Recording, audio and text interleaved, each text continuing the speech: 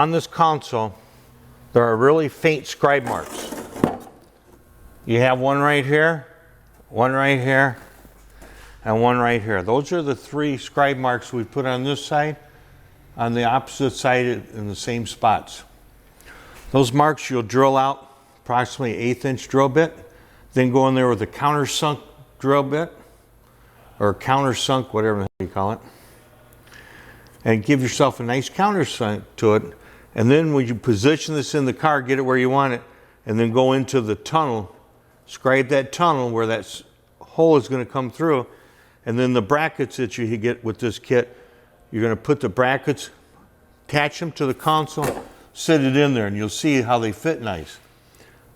You figure out where the marking is, go in there and put your epoxy, sit the console back in there with the screws and the tabs in place, or if you want to take them off and put them in there, everybody has different methods.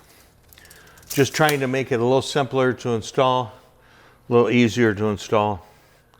So in the rest of this video, you'll see still pictures, you'll see another little video, you'll see how we're going about installing this, where one piece locks into the next and locks in, so you can still take it apart and put it back together. This is our C3 center console that's made for our big tunnel.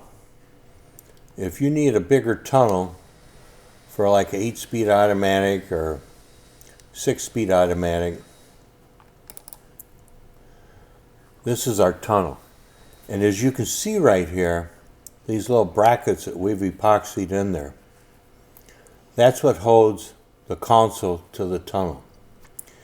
And on the outside of your console, if you look really close, you'll see little scribe marks, little round circles right here.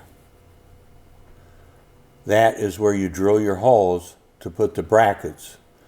And so is what we've done to design this is you drill your holes, then you mark through that hole with a marker to know where the hole is going to line up on the other side of the console of the tunnel. And then you come back in where that center is and line it up and epoxy your tabs into place. So now you have 3 fasteners on either side. And you'll see where everything lines up. This bracket here is where the top of the console is going to get fastened. This is where your dash, the lower dash, gets fastened. So everything gets fastened together to the brackets that are glued to the tunnel. So right here showing a little video of how those are positioned. Takes a little thinking about it. Double check yourself.